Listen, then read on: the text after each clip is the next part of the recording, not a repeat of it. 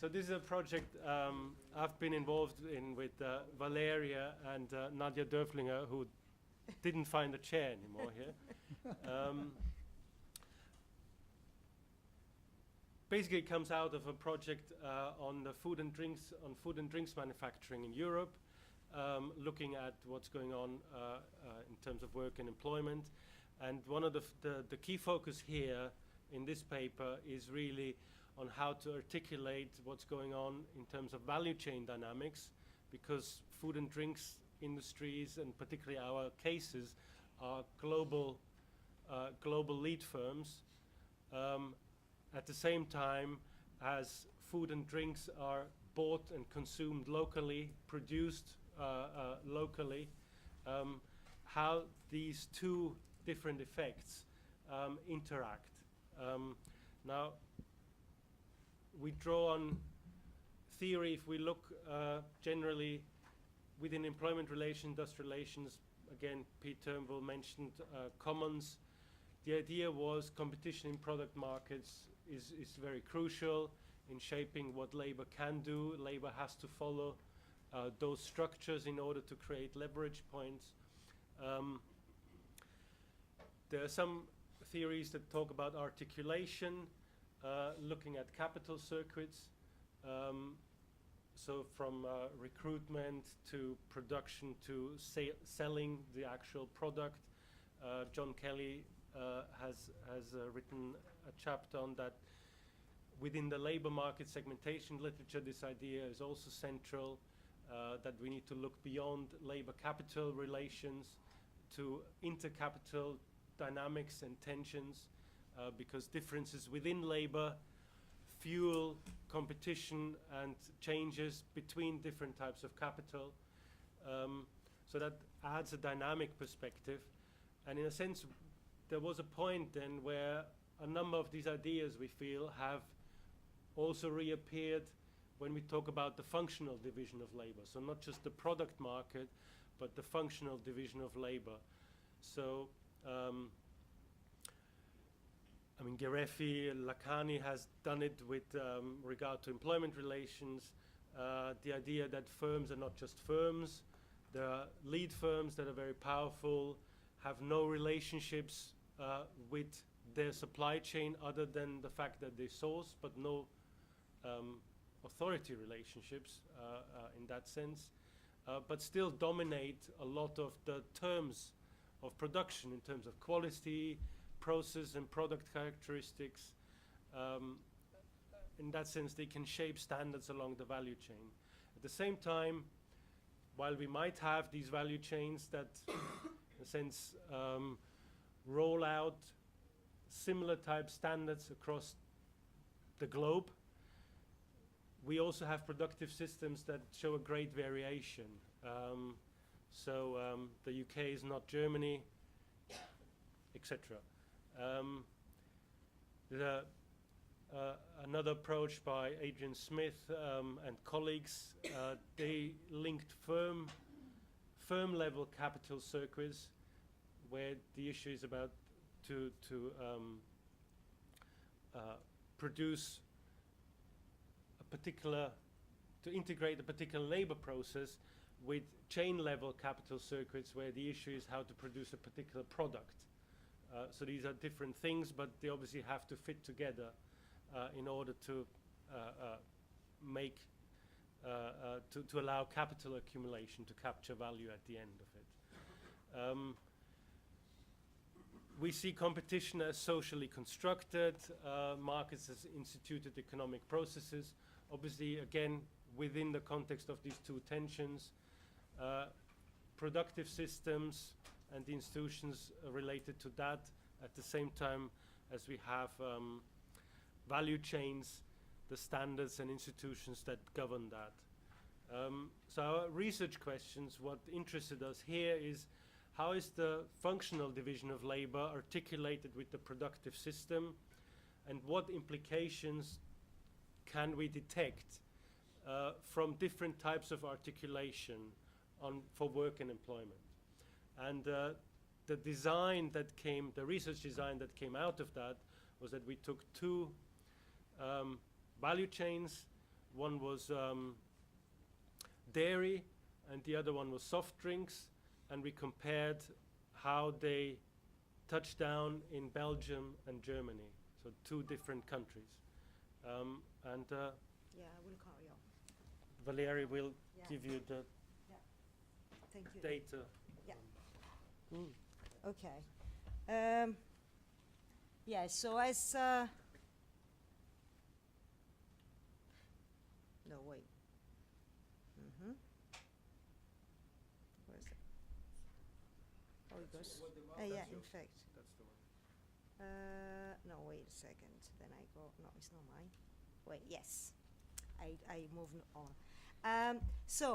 Yeah, as Nick said, we have tried to look at one specific, let's say, actually there is a big industry here, but which is divided into 2 important branches. One is soft drinks and dairy value chains, and we have been trying to figure out the issue of restructuring, which is very important in both chains. So there is an issue of restructuring taking place within these chains, and what this restructuring means in practice is, on the one hand, we see that there has been, in fact, a kind of concentration of retailers' buyer power, which basically occurred through the emergence of new forms of retailers in terms of, discounters on one side, but also, as mentioned also by Nick in his own presentation, also this online channel of retailers. And this, in fact, empowered very much this kind of a part of the chain, let's put it this way, so the retailers ones. But on the other side, we also see that there has been a kind of increase in power by these retailers in terms of a kind of proliferation of private labels goods, which basically means that these retailers, they've started to create their own basically products. So they started to create their own branded products, which they started, in fact, to increase competition into the market, particularly vis-a-vis our, let's say, more kind of branded producers. And this is, in fact, the case of our company in the soft drink and also in the dairy industry, although we will see in a completely different way. Now, another important channel of increasing power of these retailers was, in fact, through these conglomerates, which means that basically these retailers, what they do nowadays, they meet at the global level, they try to negotiate with big other producers at the global level in order to kind of ensure lower prices. And this also, of course, has some important implication. Now, just to give you some sort of numbers in terms of the market share of the discounters, what I said, there is this increase of an emergence of discounters, which of course poses a lot of attention. We see this particularly in Belgium, a bit lower than in the German case, 13% in Belgium and 35% in Germany. And also in terms of this share of private labels, at the time, of course, that we did our study, we also had there some kind of percentage, although those they vary significantly by product categories. But nevertheless, there we see, in fact, a kind of similarities between the two countries. So going back to what Nick was saying before, so what we were interested in is to look at the way how the kind of division of labor in these supply chains shapes a sort of value capture and also creation of values along the chain. So to what extent, this division of labor becomes functional to a certain extent to value capture and value appropriation on the two sides, on the side of the retailers vis-a-vis the producers, and also on the other side by so from the side of the producers, what do the producers do in order to respond, to retain also power. They try also to retain power and value, in that kind of situation, we see, in fact, what we call here this kind of articulation. So, for us, looking at the effect of employment meant, in fact, to look at the way how this kind of power dynamics between retailers and producers in creating and retaining value, how this impacted, and how, in fact, a product market on one side and also social institutions on the other side, because we have, in fact, different countries here, how they mediate this kind of division or game in sort of power. So to go very well, I will not go back to the question that was mentioned by Nick, and also not saying much about the kind of chain. It was clear we looked at these two different chains. Probably interesting to see that when we looked at the retailers, which for us are the supermarkets, we looked particularly at those supermarkets, so we made a kind of selection. We looked at those supermarkets, yes, which in fact retain 10 or 30% of market share.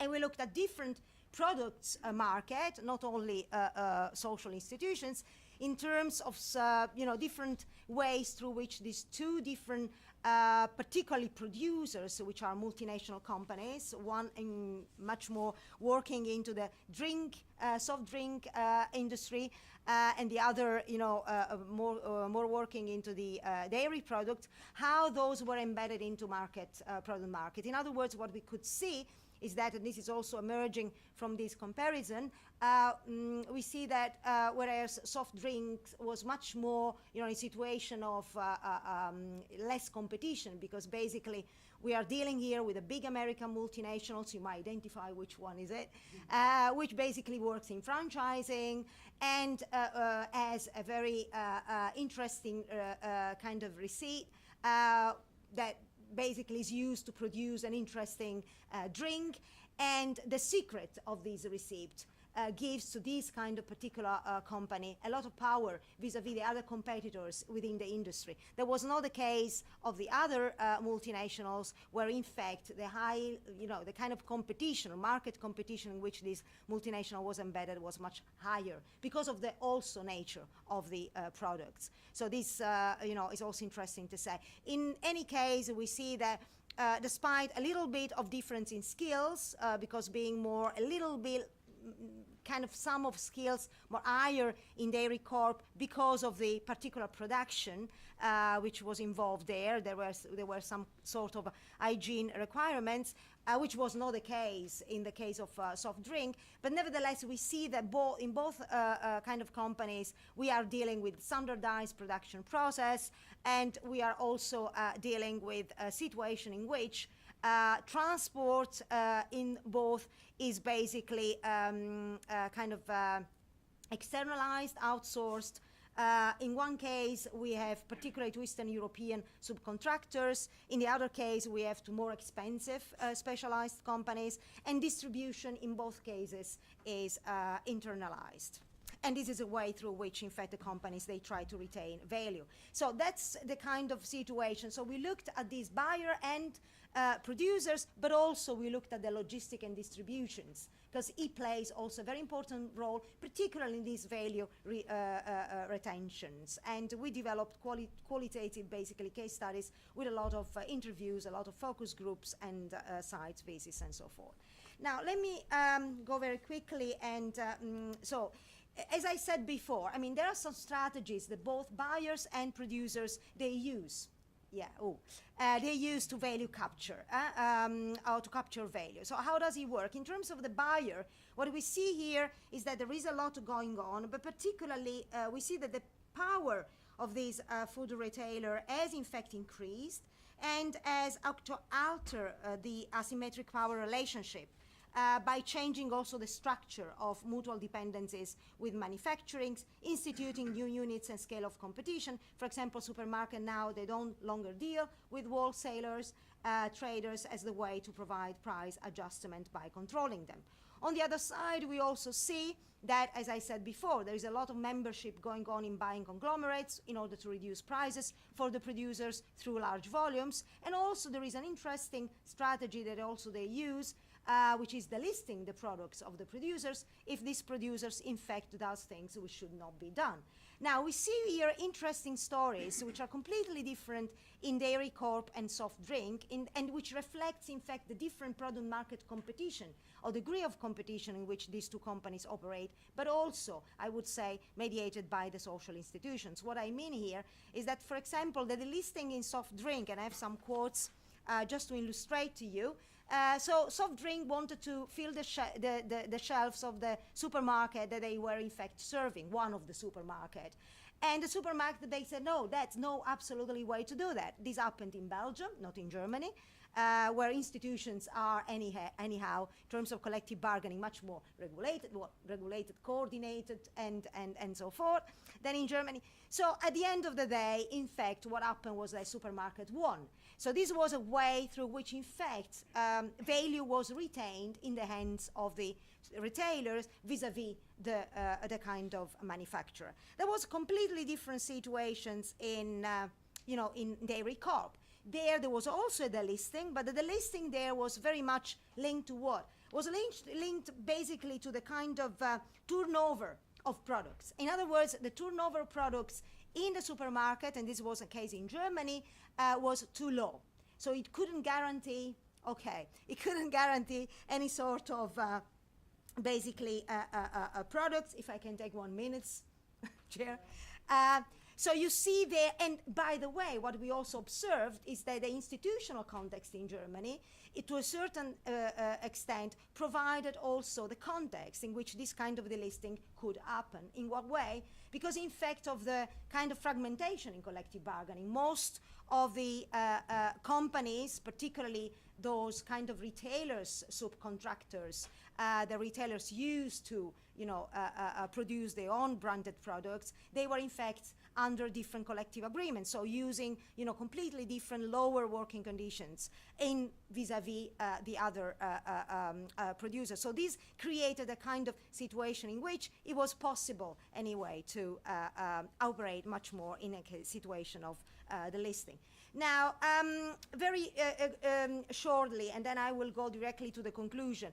I mean, what happens in terms of producer? Also there we see that there are strategies for value capture, but these strategies for value capture are very much addressed to produce efficiency, cost efficiency, which is in fact played out through benchmarking, concession bargaining, so very much, mediated by the social institution in the country, but also, let's say, not necessarily only in relation to that, but also, kind of played through the sort of, if you like, strategies also that the producer put in place in order, as I said before, to retain a value. And it is this sort of articulation that we want to emphasize here, which has an effect on employment. So at the end of the day, what we see here is, and I will leave here, so of course, I mean, when we go and look at the working conditions in these two different manufacturers